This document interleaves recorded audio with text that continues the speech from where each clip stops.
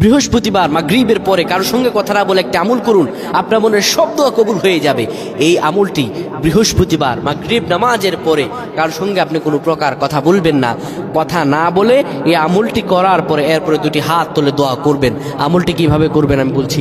আপনি অশান্তিতে আছেন, পেরেশানিতে আছেন, অর্থ সম্পদ নাই, যেখানেই হাত দেন সেখানেই লস, ব্যবসা বাণিজ্য ভালো হচ্ছে না, আপনি শুধু আমলটি করেন, আপনার মনের সব দোয়া আল্লাহ তাআলা কবুল করে দেবেন। আল্লাহ রাব্বুল আলামিন আমাদেরকে জানিয়ে দেন, ও দুনিয়ার মানুষেরা, তোমরা আমার কাছে চাও, দুউনি আস্তাজিব লাকুম, বান্দারে আমার কাছে চাও, আমি আল্লাহর কাছে চাইলে আস্তাজিব লাকুম, আমি তোমাকে দিয়ে দিব। সুবহানাল্লাহ।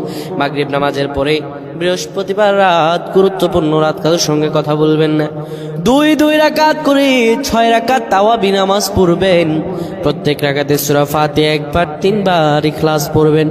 এইভাবে 6 রাকাত নামাজ পড়ার পরে আল্লাহুম্মা আজিরনা মিনান নার 7 বার দোয়াটা পড়ে দুটি হাত তুলে দোয়া করবেন। আল্লাহ রাব্বুল আলামিন আপনার আমলনামায় সওয়াব দান করে দিবেন, আপনার গুনাহ মাফ করে দিবেন, এত পরিমাণ রহম করবেন, আপনার মনের সব দোয়াগুলো আল্লাহ কবুল করে দিবেন। সুবহানাল্লাহ।